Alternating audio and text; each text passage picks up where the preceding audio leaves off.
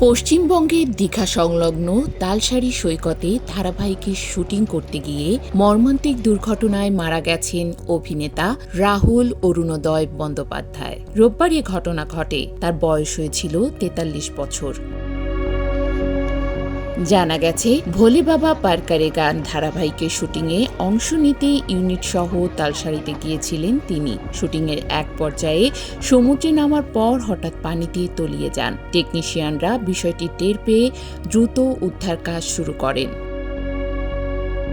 কিছু সময় পানির নিচে থাকার পর তাকে তোলা হয় এবং দ্রুত দীঘা হাসপাতালে নেওয়া হয়।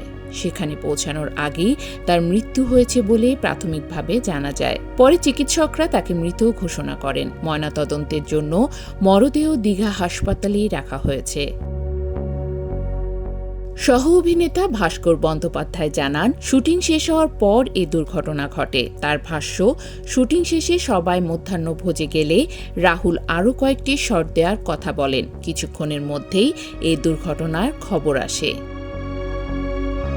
শিল্পী ফোরামের পক্ষ থেকে দিগন্ত বাগচি বলেন, শুটিং শেষে রাহুল পানিতে নামেন। ধারণা করা হচ্ছে তিনি সাঁতার জানতেন না অথবা বালুতে পা আটকে যেতে পারে। উদ্ধার করার সময় তিনি জীবিত ছিলেন, তবে হাসপাতালে নেয়ার পর তাকে মৃত ঘোষণা করা হয়।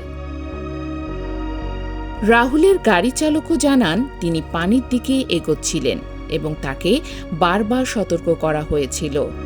ঘটনার সুনির্দিষ্ট কারণ এখনো স্পষ্ট নয়। প্রাথমিকভাবে পানিতে ডুবে মৃত্যুর ঘটনায় সামনে এসেছে। ময়নাতদন্তের প্রতিবেদন এলে বিস্তারিত জানা যাবে। ১৯৮৩ সালের ১৬ অক্টোবর জন্ম নেয়া রাহুল বাংলা চলচ্চিত্র ও টেলিভিশনের পরিচিত মুখ। ৪৫০টিরও বেশি নাটকে অভিনয় করেছেন তিনি। তার অভিনীত প্রথম সিনেমা চিরদিনই তুমি যে আমার বক্স অফিসে ব্যাপক সাফল্য পায়। এছাড়া জ্যাকপট, পরাণ যায় জ্বলিয়ারে, কাগজের বউ, আকাশ অংশত মেঘলা সহ বেশ কয়েকটি জনপ্রিয় সিনেমায় অভিনয় করেছেন। ব্যক্তিজীবনে ২০১০ সালে অভিনেত্রী প্রিয়াঙ্কা সরকারকে বিয়ে করেন তিনি। তাদের একটি পুত্র সন্তান রয়েছে। ২০১৭ সাল থেকে আলাদা থাকা শুরু হয়, পরে বিচ্ছেদ ঘটে। সম্প্রতি সহজ কথা নামে একটি পডকাস্টও শুরু করেছিলেন, যা দর্শক মহলে সাড়া ফেলেছিল। তালসারি সৈকতে শুটিং স্পটে এমন মর্মান্তিক ঘটনায় তার মৃত্যুতে শোকের ছায়া নেমে এসেছে পুরো বিনোদন অঙ্গনে।